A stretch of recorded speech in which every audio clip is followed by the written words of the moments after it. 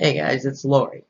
Together we will bring the light, a Voice in the Dark production featuring Lori Elliot. We are divine, we are enough, we do not consent. Today marks the day we took stock in our own measure. When did we stop feeling our personal power, much less our power of togetherness? When did we stop realizing or stop thinking about our voices make a difference? Our voices count. When did we stop learning how to write a letter to a congressman, or an email to a congressman, or a phone call to our own government? Whether it's Senate, Congress, whomever.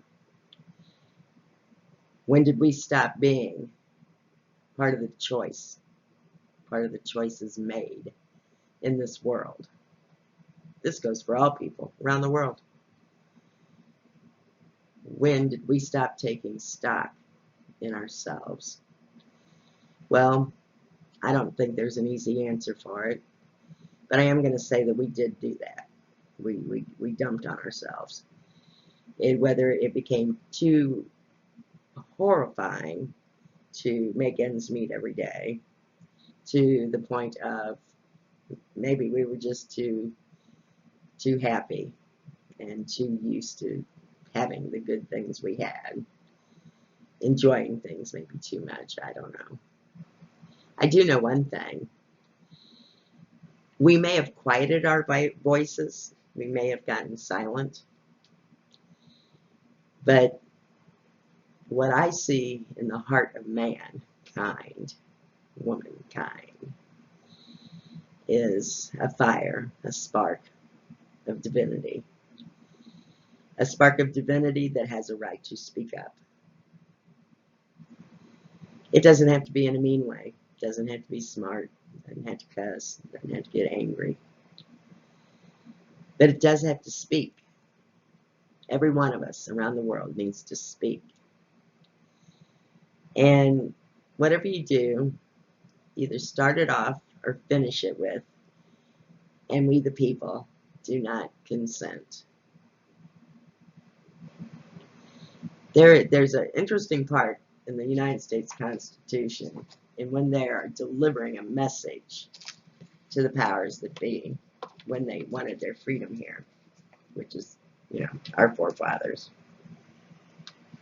And I'm going to reread it because I find it to be an extremely powerful statement, and then I'm going to discuss a couple other things. Let's see.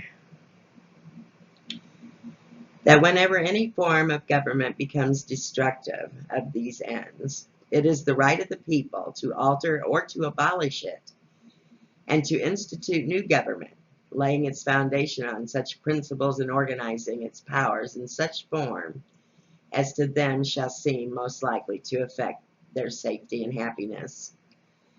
Prudence, indeed, will dictate the government's long established should not be changed for light and transient causes.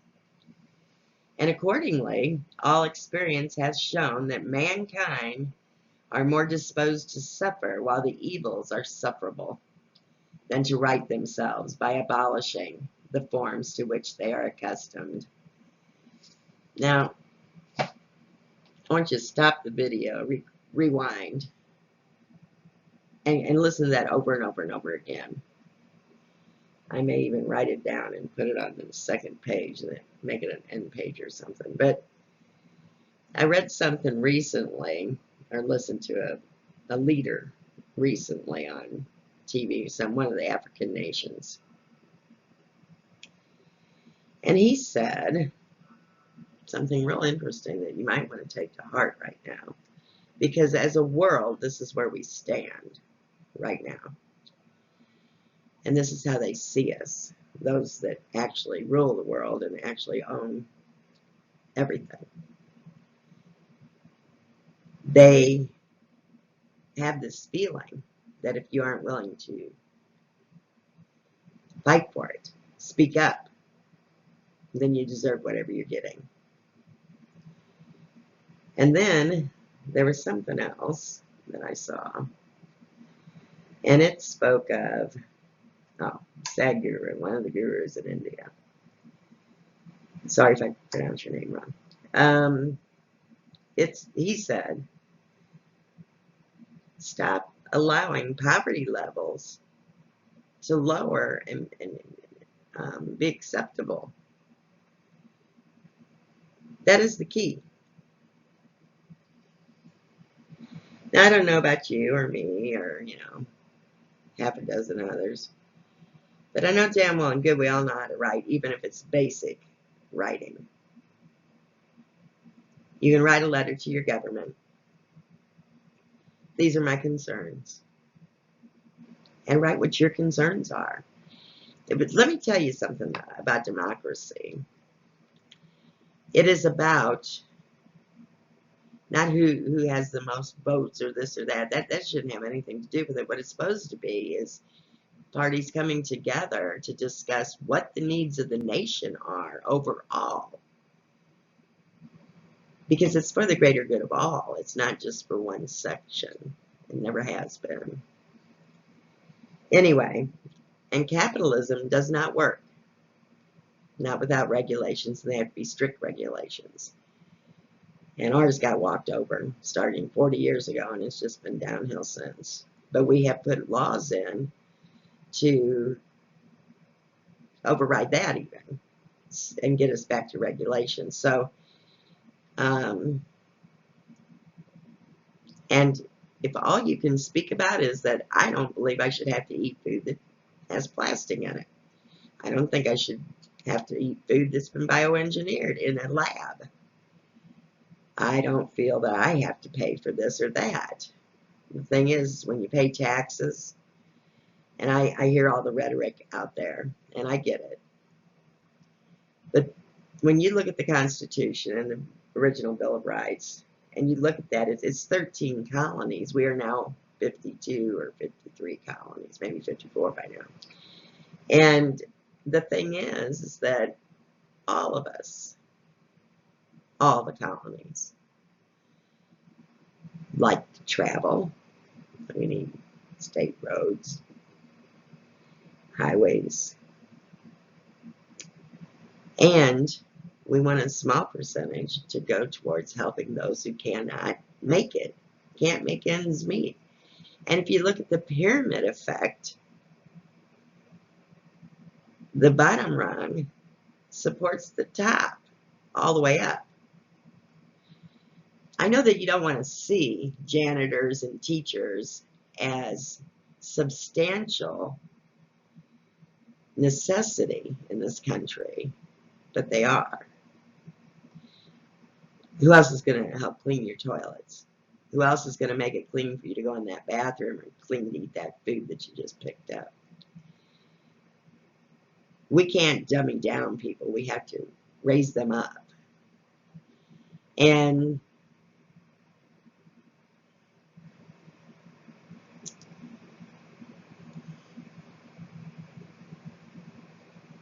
we have to do more local. We have to become builders and thinkers again. You don't have to be book smart for it, but you do have to be able to tap into the universe for the universal mind and think outside the box. In the times that are coming, because this is what they planned all along. Get the book, Behold the Pale Horseman. You'll see the whole play written in black and white. Or get Agenda 21, 2030, because this is what they're shooting for. And I don't care why anymore, because that just seems to stir up more trouble. What I do care about is the fact that humans have a right to stand up for themselves. They have a right to use their voices. They have a right to say no. Enough. And that's all you got to say. That's it. And I do not consent. We do not consent. So make time. to write a letter or an email or make a phone call. Don't do it in an ambitious way, because that never gets us anywhere. We know that. Look at Hitler. Look at Rome.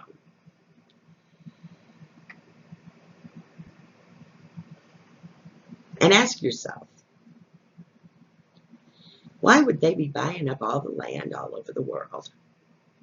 Good farmland. Why are they doing that? We've seen the Hunger Games. Is that where we want to be? I think not. We have seen movies that have given us cause for pause. And in the back of our minds, wonder if that could happen to us. It's happening. Now, I'm not afraid. I know God's always taking good care of me, because I do believe in something bigger than me. Although I do believe I'm an integral part of that which is. And I use my voice. And I write my letters, emails. But I'll tell you now, until you all do it, they will not stop. Because they think that you don't care. That you're so powerless that you wouldn't pick up an ink pen or write an email. If anybody's got a smartphone, they can write an email. You can actually look up the email, and then you can put one together.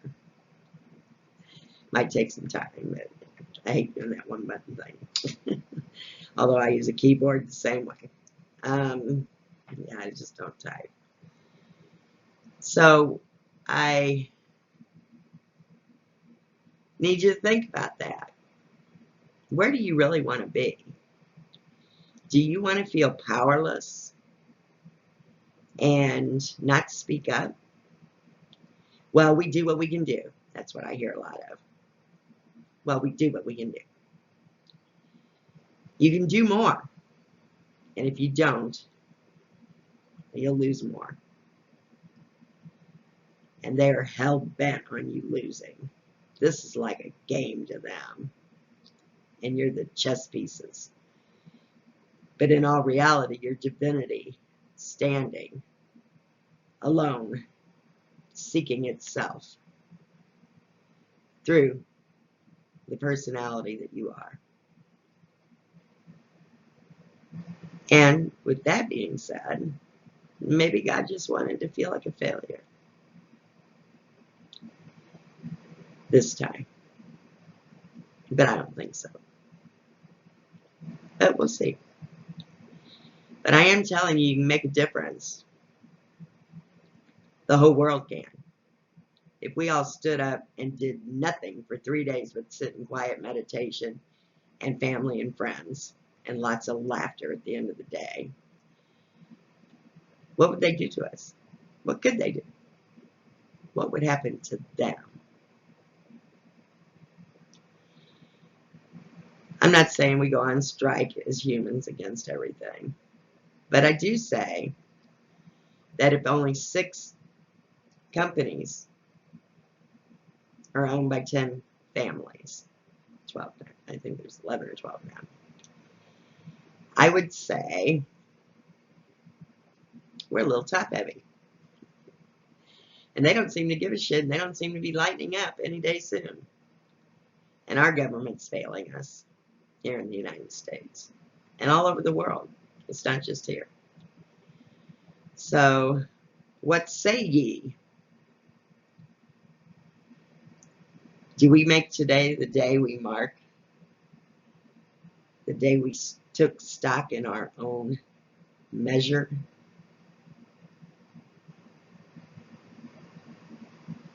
Well, I am. And I dare you to do it too. I dare you to sit quietly with yourself and be honest. And whatever's really troubling you, write an email. Send it to your congressman or senate. We have 46 days to make one hell of a difference in this world. Are we going to do it? Let's find out. And let's be our voices. That's what they were given to us for. Our backbone is to stand up with our head held high, not arrogantly, just held high, knowing I am worthy, I am divine, and I have rights. And that's all I got today. Godspeed. Love ya. Lori.